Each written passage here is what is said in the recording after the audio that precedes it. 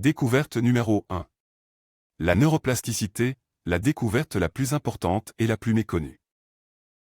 Le message que m'inspirent mes propres travaux, c'est que je peux décider de mes réactions, que la personne que je suis est responsable des choix que j'effectue, donc tout repose entièrement sur ma responsabilité. Richard Davidson, pionnier en recherche sur le cerveau. Comment envisageriez-vous votre vie si vous pouviez avoir l'optimisme d'un Nick Vujicic? Quel serait votre destin si vous aviez la créativité et l'audace de Steven Spielberg? Quelle serait votre vie si vous aviez la force de caractère d'un Arnold Schwarzenegger? Quel changement important arriverait dans votre vie si vous aviez la persévérance d'un Tony Parker?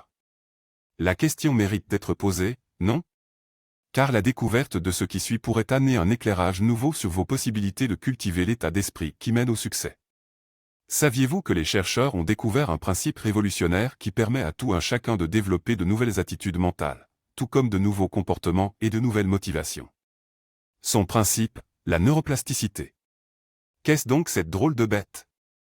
Comment pouvais-je introduire de meilleure manière que celle-ci, ce chapitre sur la neuroplasticité, en vous posant cette simple question? Avez-vous déjà connu les joies de la plasticine étant petit? Vous savez, cette pâte à modeler aux couleurs rigolotes, avec laquelle nous construisions maisons, voitures ou encore bonhommes miniatures en tout genre. Petits enfants que nous étions, nous nous amusions à transformer la matière à notre guise. Ce que vous ne saviez peut-être pas, c'est que les neuroscientifiques sont restés très certainement de grands enfants même s'ils ont quelque peu grandi. Car eux aussi, en quelque sorte, sont de véritables plasticiens du cerveau, si l'on peut dire. Leur découverte nous a permis de révéler que notre cerveau possède en effet des propriétés de plasticité étonnantes encore inexploitées jusqu'à aujourd'hui. Serait-on dès lors capable de modifier physiquement la structure et le câblage des neurones de notre cerveau à notre avantage? Comme le petit enfant est capable de transformer cette matière qu'est la plasticine en maison miniature. Les 10 dernières années en matière de recherche ont carrément bousculé tout ce qui avait été découvert auparavant sur le cerveau. Saviez-vous que ce dernier est capable de former de nouvelles connexions entre nos neurones?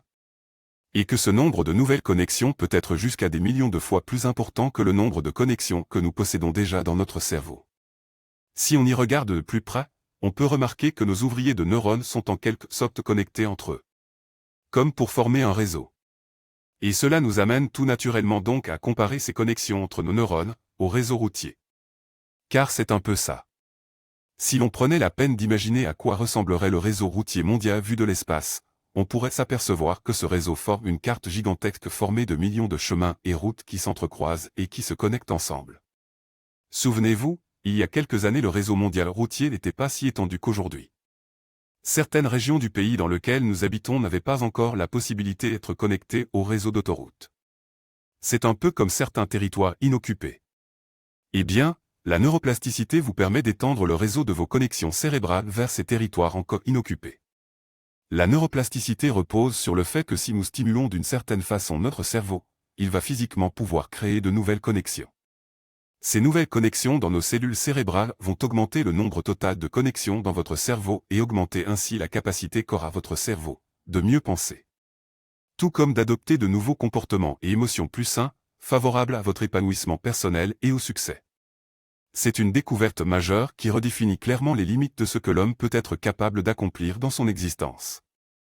Cette révélation extraordinaire fut partagée au monde lors des congrès internationaux Life and Mind qui commencèrent au début des années 90.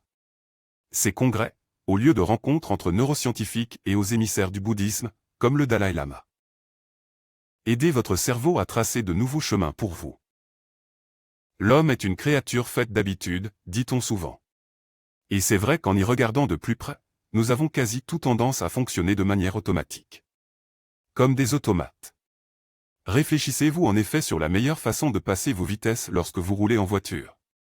Non, bien sûr, vous le faites automatiquement. Et c'est très bien ainsi. Par contre, nous développons aussi des habitudes de comportement qui peuvent nous éloigner du succès et de la réussite. Les scientifiques ont démontré récemment que l'ensemble de nos comportements et attitudes forment des milliards de chemins de neurones tracés et coulés dans le marbre de votre cerveau. Et il existe autant de chemins différents, de connexions, qu'il existe d'habitudes de comportement. C'est un peu comme lorsque vous prenez l'habitude depuis plusieurs années, d'aller chercher votre pain chaque matin à votre boulangerie, en empruntant machinalement le même chemin. La même route. Vous empruntez chaque fois le même chemin, de façon automatique. sans forcément penser qu'il existe d'autres chemins peut-être plus courts qui vous permettraient d'atteindre la boulangerie plus facilement. Vous prenez le même chemin, parce que vous y êtes machinalement habitué. Eh bien, pour nos comportements, nos attitudes et nos modes de pensée programmés, c'est la même chose. Depuis des années, vous avez développé machinalement des attitudes et des comportements qui vous font réagir toujours de la même façon face aux événements de votre vie. Sans penser qu'il existe d'autres façons de réagir. Vous possédez la sale manie de reporter sans cesse à plus tard les activités qui ne vous motivent pas, mais vous n'arrivez pas à les changer. Votre caractère colérique vous a déjà joué de vilains tours, mais vous ne savez pas comment vous en débarrasser. Votre timidité incessante vous empêche de vous épanouir dans votre vie sociale, mais vous semblez impuissant. En vous disant que vous n'y pouvez rien. Ces vilaines habitudes sont tracées et coulées dans le marbre de votre esprit à votre insu. Comprenez-vous maintenant pourquoi nos habitudes ancrées sont bien plus tenaces que l'on voudrait nous le faire croire? Vous êtes soudainement stressé? BAM, une petite cigarette. Comme d'hab. Vous détestez votre boulot actuel, mais au lieu de prendre le taureau par les cornes, vous faites comme si de rien n'était en ruminant votre mal-être. Comme d'hab. Votre relation avec votre petit ami ne mène à rien depuis longtemps. BAM, au lieu d'aller de l'avant, vous vous tairez comme un lapin. Vous laissez passer des occasions de trouver un compagnon qui, lui, saurait vous faire redonner goût à l'amour. Comme d'hab. Ce genre de situation, vous évoque-t-il innocemment quelque chose? Ces chemins, programmés dans votre cerveau, influencent considérablement votre manière de réagir et de penser au quotidien. Mais elles influencent également vos prises de décision et votre manière de traiter une multitude d'informations que vous devez assimiler dans votre quotidien. Souvenez-vous de la formule magique. Événement plus réaction égale résultat.